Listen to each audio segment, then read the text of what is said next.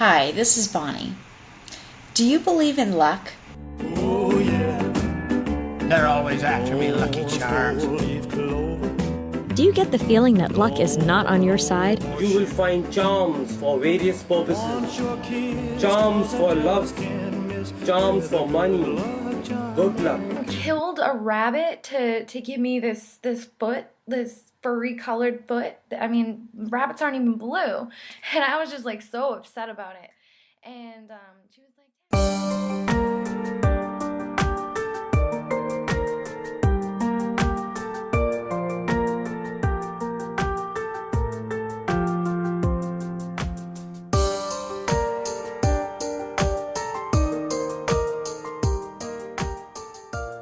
Hello and welcome to Face the Truth, a program brought to you by the Church of Christ. I am Brother Barry Thompson. Luck. Everyone wants things to tip in their favor. Now, some wear a lucky sweater to every sporting event, or an article of jewelry that seems to be on them whenever good things happen. Now, others buy good luck charms or hold on to an amulet which they believe will keep them safe. Now, some avoid stepping on cracks, breaking mirrors, and all other kinds of superstitions to avoid catching a trail of bad luck. Now, however trivial or serious these things are, is this what people should put their trust in?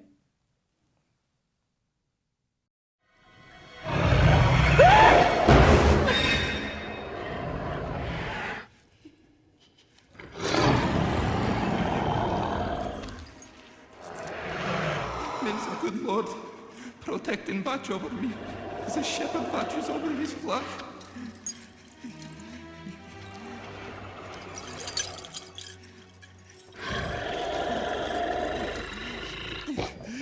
يا إلهي سيرني أميش خافاني.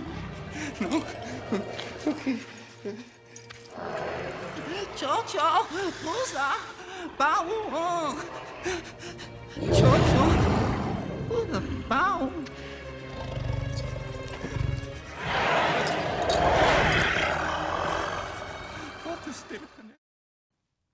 Now, amulets, as described by dictionary.com, is defined as small objects that have mystical powers worn to ward off evil, harm, or illness, or to bring good fortune. And archaeological discoveries have demonstrated that the use of amulets and magic charms was common among ancient pagan cultures. Now, today, the use of such objects as a form of jewelry worn as pendants on a necklace or a bracelet are becoming more and more popular. But the question is, does God approve of the use of such objects? We'll find out when we return on Face the Truth.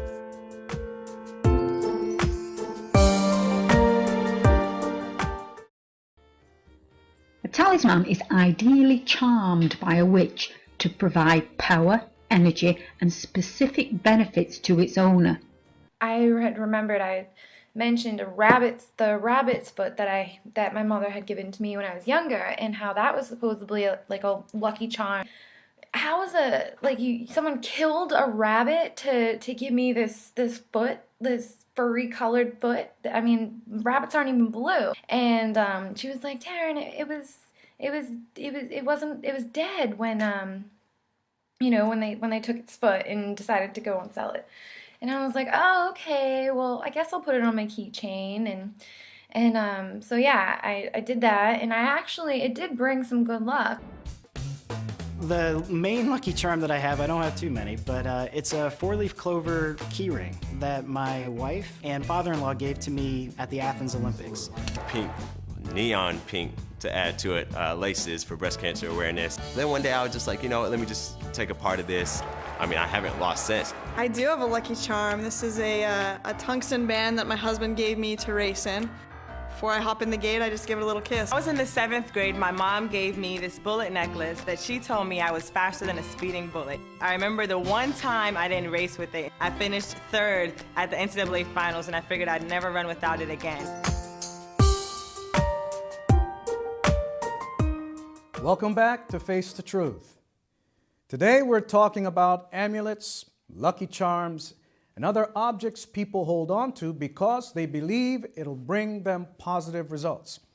But does God approve of the use of these kinds of objects? Let us read what is written in the book of Ezekiel.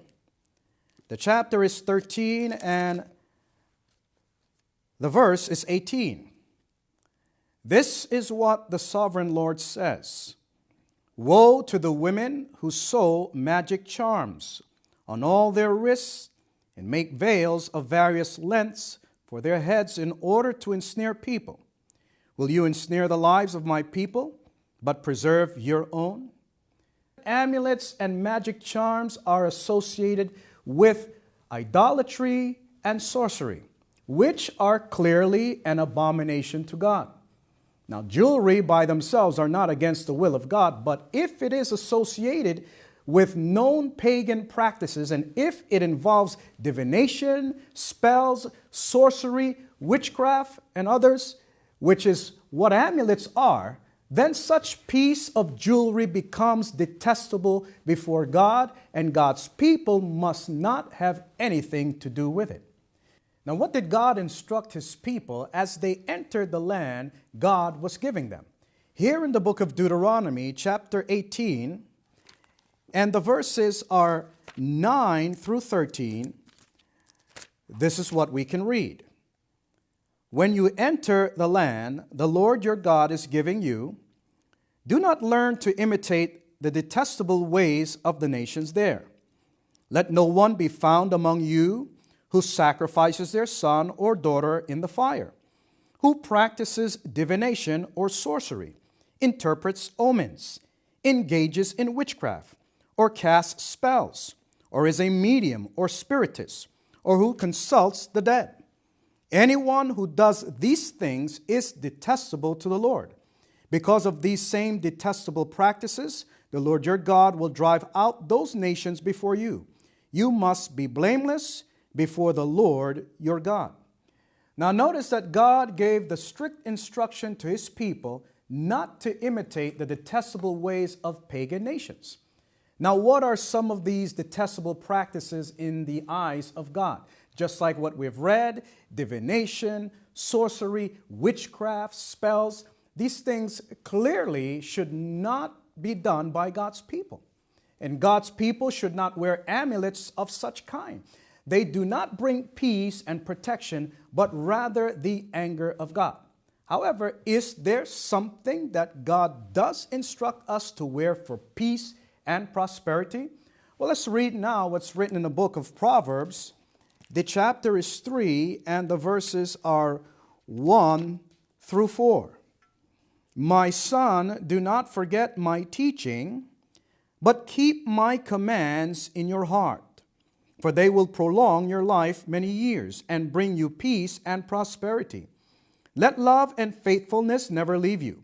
Bind them around your neck. Write them on the tablet of your heart. Then you will win favor and a good name in the sight of God and man. And so notice that God instructs us to bind around our neck his teachings and commands. How? By not forgetting and keeping his commandments. And if we do this, we will have a long, prosperous life, and we will win favor and a good name in the sight of God and man. But instead of turning to God and his words, where do many people look to for blessings? Let's take a look at this. I have a lucky pair of socks I wear because I usually double up on socks I wear on my throwing shoes. My lucky pair of socks packed, and I make sure that I wear them before every race, make sure they're on nice and snug. One thing I always do is I always put my stuff on my left foot first. I put my left cleat on before my right cleat and my left shin guard on before my right shin guard. You know, if you believe something's lucky, and, you know, I mean, anything that you truly believe can be like magical. I mean, it works if you really believe it. Now, do you believe in luck? There are people who have lucky pennies, a rabbit's foot, a lucky sweater, and others. Now, it may sound innocent enough, but is luck consistent with the Word of God? We'll find out when we return on Face the Truth.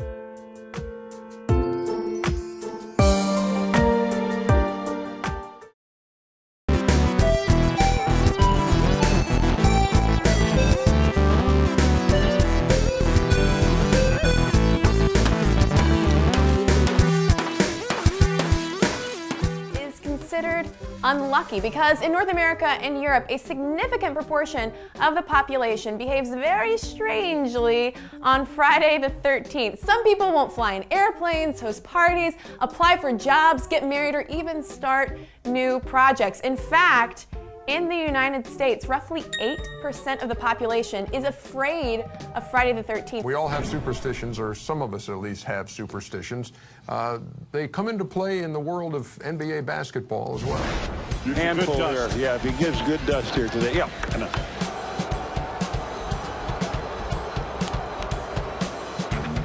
Watch the routine. He'll wipe his face 3 times on the right side. Number 1, John Terry. He is the most superstitious sportsman on the planet. The Chelsea defender has made a habit of always going to the same urinal when playing at home. Before each game he listens to Usher, he always keeps the same place in the team bus, and he puts his shin guard on the same way every time. Johnny the Superstitious. Welcome back to Face the Truth. Today we're talking about amulets and lucky charms. Now, it's not surprising that people desire luck, especially during these dangerous times filled with violence, calamities, and not to mention the struggling economy. People want luck nowadays. Well, what is luck? Well, Webster's dictionary defines luck as a force that brings good fortune or adversity. Well, is this true? What does the Bible teach? From whom does good fortune come from? Let's read what's written in the book of James. The chapter is 1. The verses are 16 and 17. Do not be deceived, my dear friends. Every good gift and every perfect present comes from heaven. It comes down from God, the creator of the heavenly lights, who does not change or cause darkness by turning. And so the Bible mentions and teaches that every perfect present and every good gift comes from God. And so God, and not luck, is therefore the one who can bring us good fortune. Now, have you ever stepped on a crack or walked under a ladder, broken a mirror, or failed to send out a chain letter? Many believe these things can affect your life in a negative way. They call it bad luck. But should we be worried about superstitions like these and others? Find out on our next episode of Face the Truth. And so the truth may be painful at first, but whether you like it or not, whether you believe it or not, the truth is something we all must face. Thanks for joining us. Until next time, take care and God bless.